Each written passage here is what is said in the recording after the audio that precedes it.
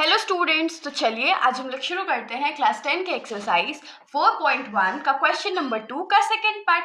इस क्वेश्चन का first part हम लोग पिछले वीडियो में कवर कर चुके हैं, तो आप लोग प्लेलिस्ट में जाकर के देख सकते हो।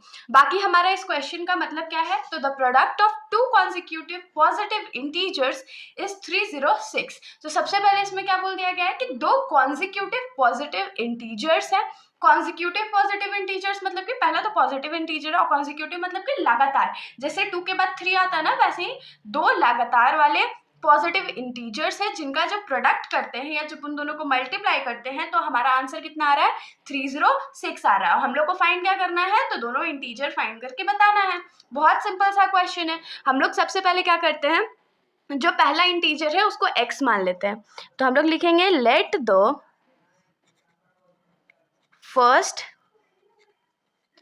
Integer be x। पहले इंटीजर को अगर x मानेंगे और क्योंकि ये कॉन्जिक्यूटिव है मतलब कि लगातार आने वाला है, तो सेकंड इंटीजर हमारा क्या हो जाएगा, x+1 हो जाएगा। तो यहां पर हम लोग क्या लिखेंगे, लेट द सेकंड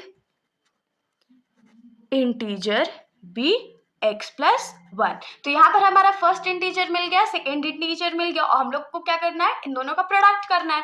तो हम लोग को क्वेश्चन में क्या दिया हुआ है, according to question x into x+1 is equals to कितना आने वाला है, 306 आने वाला है।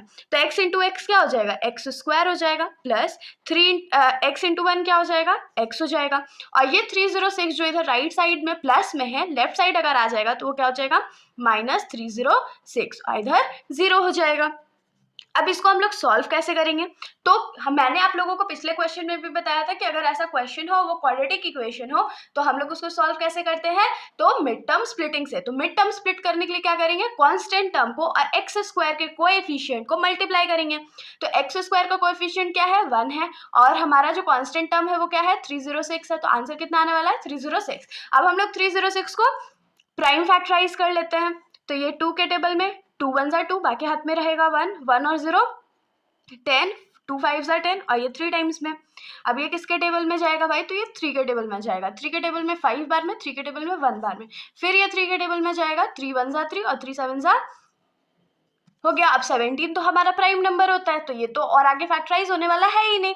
तो अब हम लोग इन सबको मल्टीप्लाई कर लेते हैं। तो 3 3 सा कितना होता है, 9 होता है, और 9 इंटू 2 क्या होता है, तो 18 होता है। तो अगर 18 में से 17 हम लोग माइनस कर दे तो हमारे पास 1 आ जाएगा ना, मतलब कि हमने जो प्राइम फैक्टराइजेशन है वो एकदम सही किया है। तो यहाँ से हम लोग को क्या मिलेगा, x² plus 18x minus 17x minus 306 is equals to 0 हो जाएगा। तो सबसे पहले हम लोग इन दोनों में कॉमन लेंगे, फिर इन दोनों में कॉमन लेंगे। तो इन दोनों में हम लोग क्या कॉमन ले सकते हैं, तो x। तो यहाँ क्या बचेगा, x प्लस 18 बचेगा। फिर अगर माइनस कॉमन ले लेंगे तो इन दोनों में क्या बचेगा, या क्या कॉमन ले सकते हैं, तो 17 कॉमन ले सकते हैं। तो ब्रैकेट में क्या बचेगा, x बचेगा, माइनस माइनस प्लस हो जाएगा, और 306 को जब आप लोग 17 से डिवाइड करोगे तो आंसर 18 आएगा। तो यहाँ पर देखिए हमारा दोनों ब्रैकेट सेम है, मतलब कि हमने जो मिड टर्म स्प्लिटिंग है वो एकदम सही की है। तो एक ब्रैकेट में हम लोग लिखेंगे x+18 और दूसरे ब्रैकेट में क्या आ जाएगा, x-17। तो अब हम लोग क्या करते हैं, हम लोग को तो नंबर फाइंड करना था, तो हम लोग क्या करेंगे, let x+18 is equals to 0 and x-17 is also equals to 0। तो यहाँ से x का वैल्यू हमारे पास क्या आएगा, 17 आएगा, और यहाँ से x का वैल्यू हमारे पास क्या आएगा, -18। तो अब आप लोग सोच रहे होंगे, अरे यहाँ पर तो x का दो वैल्यू आ गया, दो वैल्यू कैसे आ सकता है। देखिए दो वैल्यू आया है, लेकिन क्वेश्चन में हम लोग को पहले ही क्या बता दिया गया था कि 2 कॉन्जिक्यूटिव पॉजिटिव इंटीजर्स है ना। तो ये पॉजिटिव है क्या, नहीं है, ये पॉजिटिव है, तो ये x का वैल्यू वैलिड है, वरना ये रिजेक्टेड है। तो x is equals to -18 is rejected because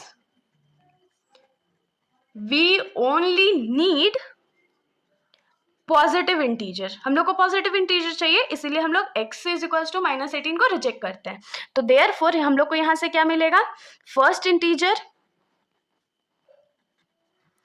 integer हमारा क्या था, x था ना, x का वैल्यू कितना आया है, 17 आया है।